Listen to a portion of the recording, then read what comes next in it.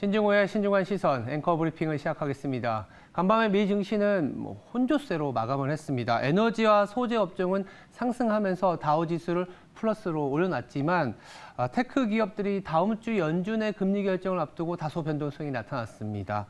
최근 워낙 급하게 오른 만큼 숨고르기에 들어갔다는 그런 분석도 나오는데요. 주요 이벤트 그리고 지표 보면서 최근의 시장에 대한 얘기 나눠보도록 하겠습니다. 바로 이 그림을 보면서 얘기를 드려보겠습니다. 지금 어제 발표된 중국의 수출 데이터, 수입 데이터 상당히 안 좋았습니다. 여전히 역성장을 하고 있고요. 수출 데이터 같은 경우에는 마이너스 0.4%를 전년 대비 하락하지 않겠냐 했는데 마이너스 7.5%까지 나왔습니다. 수입 데이터는 마이너스 4.5%, 물론 예상치 마이너스 8%보다는 좀 나았지만 그래도 하락세가 이어지고 있습니다. 중국의 데이터를 먼저 보여드렸던 이유는 미국이 지금 시장을 끌고 왔지만 글로벌 수요에서 18%, 미국 다음에 가장 많은 수요를 차지하고 있는 국가 중에 하나가 중국인데 중국이 만약 여기서 수요를 책임져 준다면 지금 가파르게 올라왔던 시장이 다소 소강 상태 가더라도 다시 또 치고 갈 수 있는 힘이 있기 때문인데요. 일단 파란색이 중국의 수입 증가율입니다. 전체 수요에서 한 18%의 수입을 하고 있는데 고무적인 거는 빨간색으로 보시면 중국의 사회융자 총액이라고 해서 중국의 통화 정책에 의해서 돈이 풀려나가는 속도를 보여드리는 차트입니다. 3분기까지 올라갈 수 있다라고 나와 있기 때문에 최근에 중국에서 나오는 뉴스들이 조금은 경기가 생각보다 좋지 않다라는 얘기들이 나왔지만 오히려 3분기 그리고 지금 6월에 연준의 정책 이후에 중국발 부동산 패키지라든지 통화 정책이 출현할 수 있다는 기대감이 있기 때문에 조금은 더 중국에 대해서 기대해 볼 수 있지 않겠냐. 아직은 실망을 그리고 기대감을 거둬들이기에는 조금 전망이 나쁘지 않다. 이 정도로 봐야 될 것 같고요. 중국이 수입을 확대하게 되면 당연히 중국으로의 한국 수출도 최근에 많이 떨어지긴 했지만 조금은 회복될 수 있다는 점도 생각을 해볼 타이밍입니다. 다음 차트를 보면서 그러면 시장에 최근에 나타났던 현상들에 대한 얘기도 한번 해보도록 하겠습니다.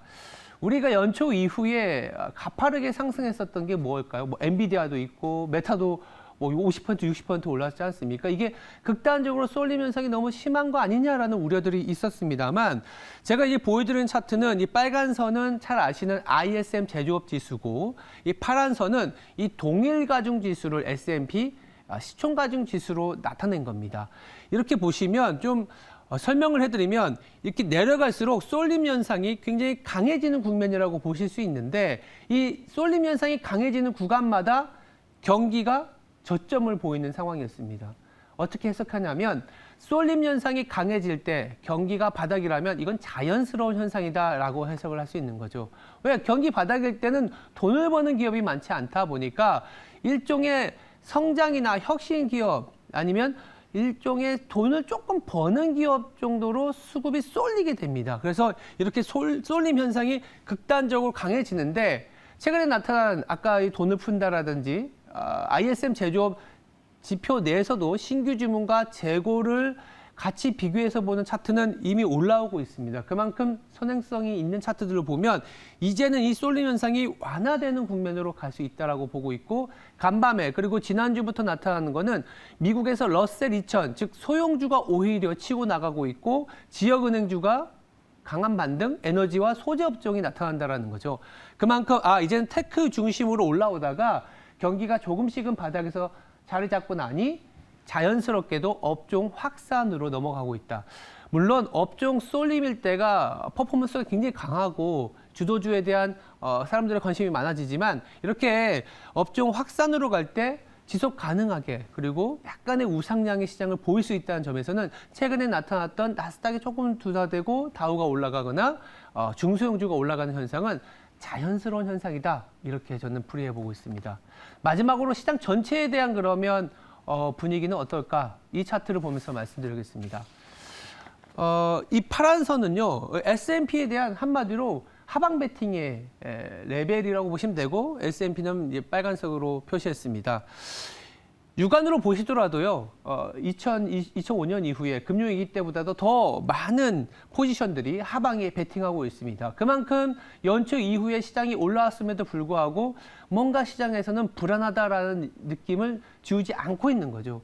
거꾸로 이렇게 많은 하방 베팅이 있기 때문에 웬만한 변동성이나 웬만한 이슈에는 시장이 그렇게 흔들리지 않는다라는 거죠. 우리가 연초 이후 지금까지 뭐 좋은 뉴스가 나와서 올라왔습니까? 그냥 생각보다 나쁘지 않은데, 아니면 시장이 너무 안 좋게 봤는데 이거보단 괜찮다.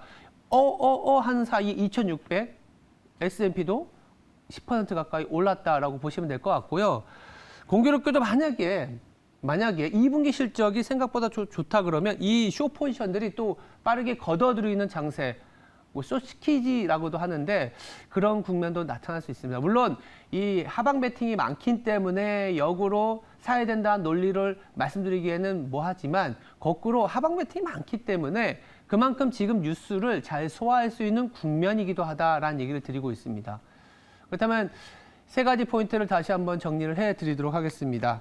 중국의 수출 데이터가 부진하게 나왔습니다만 정책적으로는, 그리고 6월에 부동산 패키지 등 통화 정책이 출현할 수 있다는 점에서는 좀 기대를 해보자라고 얘기를 드리고 있고요.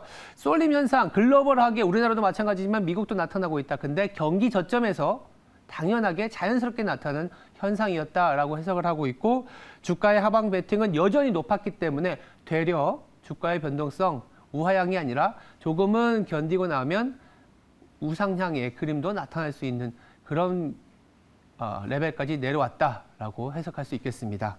지금까지 신중한 시선이었습니다. 오늘 하루도 성투하시기 바랍니다. 감사합니다.